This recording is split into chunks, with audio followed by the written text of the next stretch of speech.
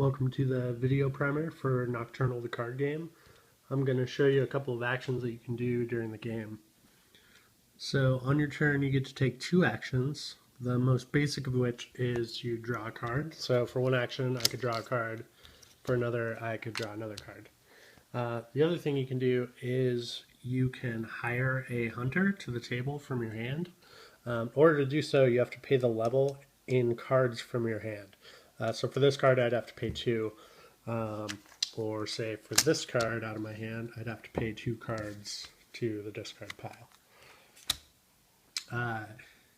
Likewise, you can replace a hunter of the same color just by paying the difference in the level. So to replace this one I can pay 1 card to replace this level 2 with level 3.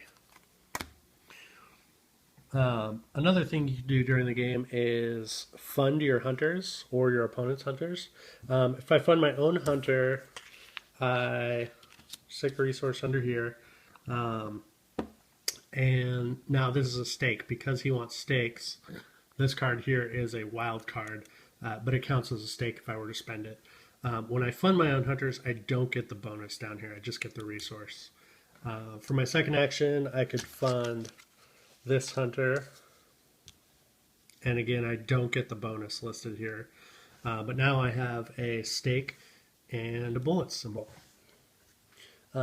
Likewise, if my opponent had a hunter out on the table, I could fund one of their hunters to get the bonus. So if I look at this, I can actually put a blade in here because this guy wants blades. And then I get these bonuses. So I get to draw 2 cards. And I also get to either infiltrate or fund. So let's say I would infiltrate at this point. I look over here at the vampire deck, and these are the vampires that are available. So what I'm looking at is the resources and the troop costs needed. So she wants 1 of any resource and 2 of any colored troops.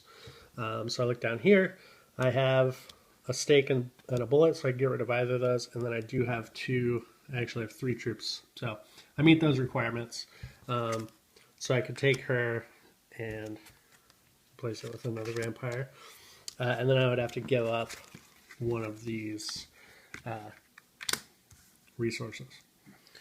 So the regular infiltrate action, that was just a bonus action from taking this. Regular infiltrate action, I could actually look at the vampire deck,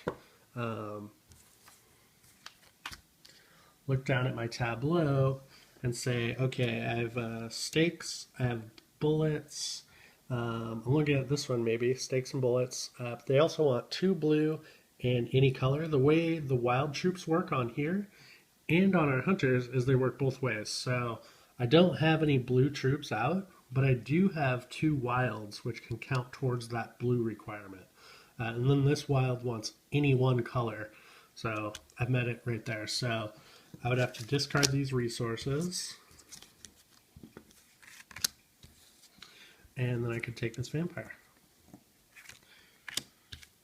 So the game is a race to collect vampires, depending on the player count, as the amount of vampires you need to collect. And then you'll tally up points on your vampires, points on your hunters, and points on any bases or artifact cards you have. So you can also replace your bases, similar to replacing hunters. So I would pay the difference in levels to put this out, and it's going to give me extra benefits. So I would have to pay 4 cards, the difference there.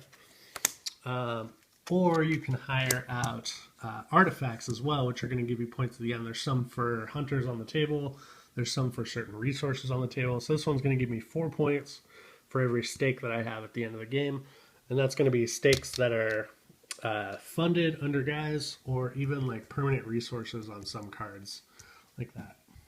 So hope you enjoyed, and hope you enjoy playing.